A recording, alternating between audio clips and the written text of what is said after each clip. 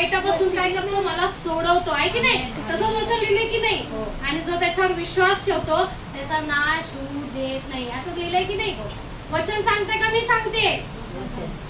म्हणून आपण आपल्या मनाचा ताबा कोणाला द्यायचा आहे?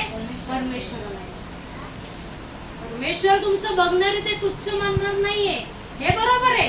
पण त्याच्या अगोदर काय लिहिले? आपण वचन वाचलेले, त्याच्या अगोदर त्यांनी लिहिलंय की तुमच्या मनाचं रक्षण करा. आणि रक्षण करायचंय तर त्याच्यासाठी सूत्र दावीद राजाने सांगितलंय की त्याचा धन्यवाद कर, त्याचे उपकार तू विसरू नकोस. हालेलुया. कारण काय, तारणारा फक्त प्रभू येशू जो आहे तो माझ्या आणि तुमच्यासाठी आलेला आहे. हालेलुया. जो कोणी त्याच्यावर विश्वास ठेवतो त्याचा नाश होत नाही, तर त्याला सार्वकालिक जीवन मिळेल. पण त्याच्याही पुढचं 17 वचन वाचा बरं.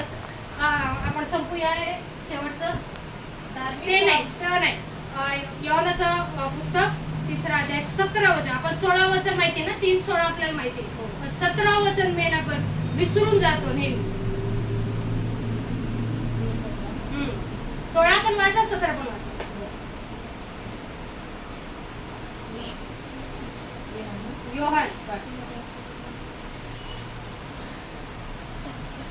योहान शुभवर्तमान.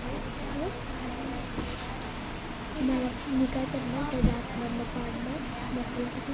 देवाने जगावर एवढी प्रीती केली की त्याने आपला एकुलता एक पुत्र दिला, यासाठी की जो कोणी त्यावर विश्वास ठेवतो त्याचा नाश होऊ नये, तर त्याला सर्वकालिक जीवन प्राप्त व्हावे. आता इथे लक्ष द्या बरं का, 17 वचन. देवाने पुत्राला जगाचा न्यायनिवाडा करण्यासाठी नाही, काय तर तुमचा न्याय करायला त्यांनी आलेलं नाहीये.